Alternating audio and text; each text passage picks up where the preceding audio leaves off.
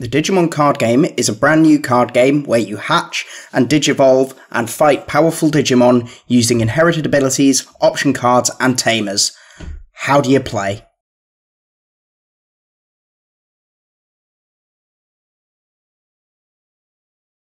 This number in the top right hand corner is the Digimon's power.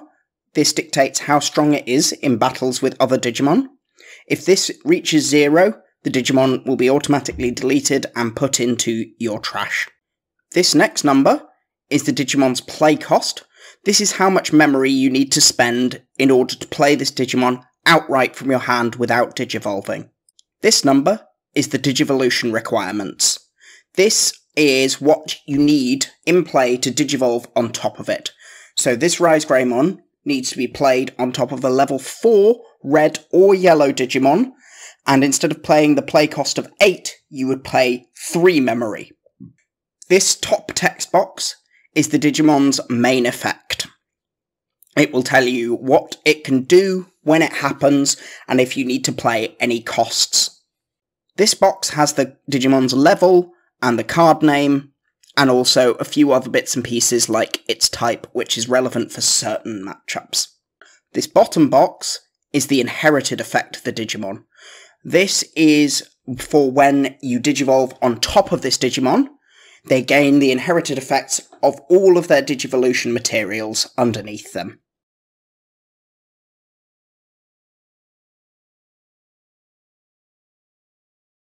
Next we come on to Tamers.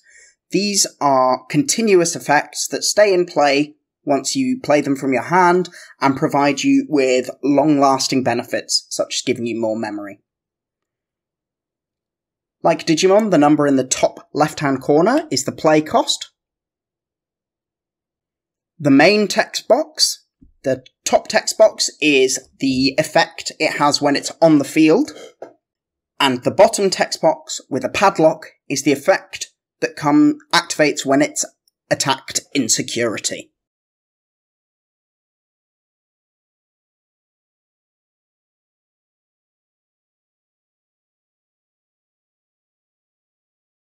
Option cards are the single-use effects in the Digimon card game.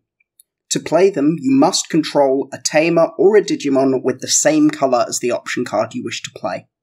Like Tamers and Digimon, they have a memory cost in the top left-hand corner. The upper text box is the effect that activates when you play the card normally, and then you discard the card to your trash. And then the bottom text box is the effect that activates when it's attacked in security.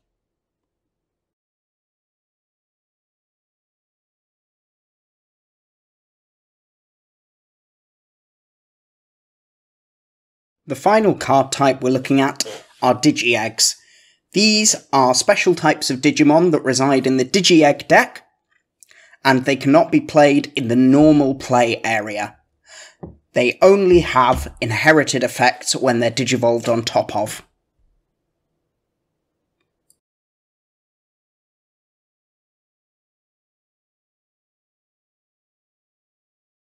So now we're going to talk a little bit about making your Digimon deck. Digimon main deck is 50 cards exactly. You may also use a separate Digi Egg deck, which has 5 Digi Eggs in it. No more than 4 copies of any single card can be used, and in order to play option cards, you must control a Tamer or Digimon of the same colour.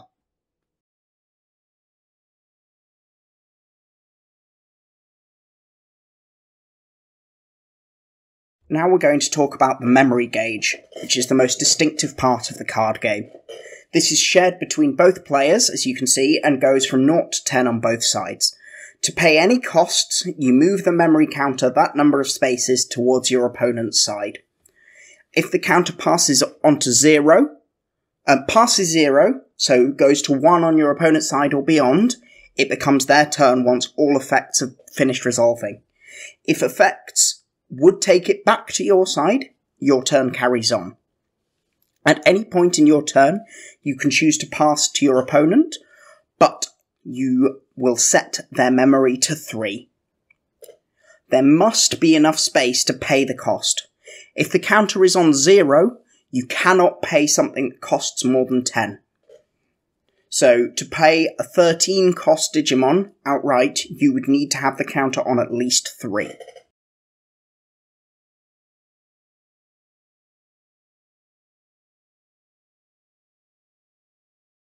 Hey guys, right, so now I'm going to show you how to set up to play a game of Digimon Card Game. So first what you want to do is get your deck and give that a good shuffle.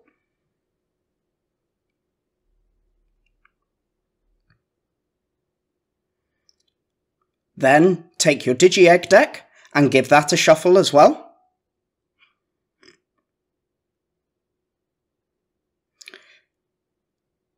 Then you take the top 5 cards of your deck and place them aside to form your security stack. The security stack is your life total for this game. You win the game by successfully attacking your opponent when they have no cards in their stack. Roll a dice to see who goes first. The winner goes first. You can also play rock, paper, scissors if you prefer.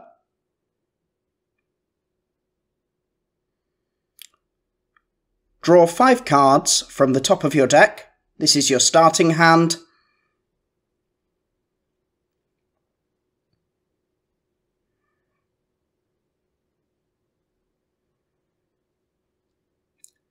Finally, place the memory gauge between the 2 players, put a counter on 0, and you're ready to play.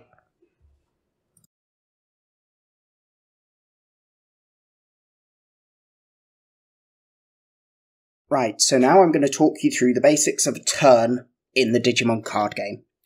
So, turn begins with the unsuspend phase, where you turn every Digimon that's been suspended, either through an effect or attacking, back to upright, so it can act again. Following the unsuspend phase, there is the draw phase, where you take the top card of your deck and add that to your hand. If you're going first, you don't draw a card, and if you can't draw a card because you have no cards left in your deck, you lose the game. Following that, we have the breeding phase, where you take the top card of your Digi Egg deck and place that in the breeding area. You can only have 1 Digimon in the breeding area at any one time, and Digimon in the breeding area cannot enter the battle area until they are digivolved. The other thing you can do is if you have digivolved your Digi Egg to a level 3 or higher Digimon, you can then move it to the battle area where Tentomon is as your other action this phase.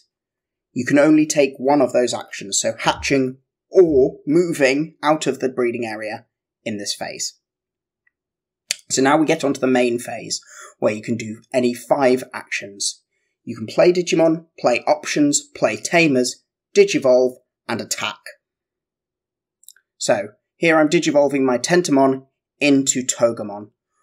I pay the memory cost of 2 because it requires 2 to digivolve, instead of 4 to play normally, and then I draw a card.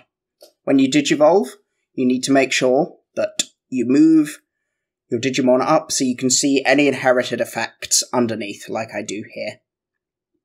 Tentomon doesn't have any, but that would be important if we were to digivolve further onto Togemon. You can also play Tamers or options, and they're played in the same way, by playing their play cost and moving the memory. Tamers stay in play, and options would go straight to your trash.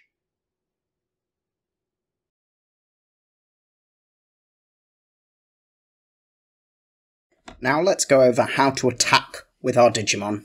This is important for clearing your opponent's Digimon, and also dealing security damage, which is how you win the game.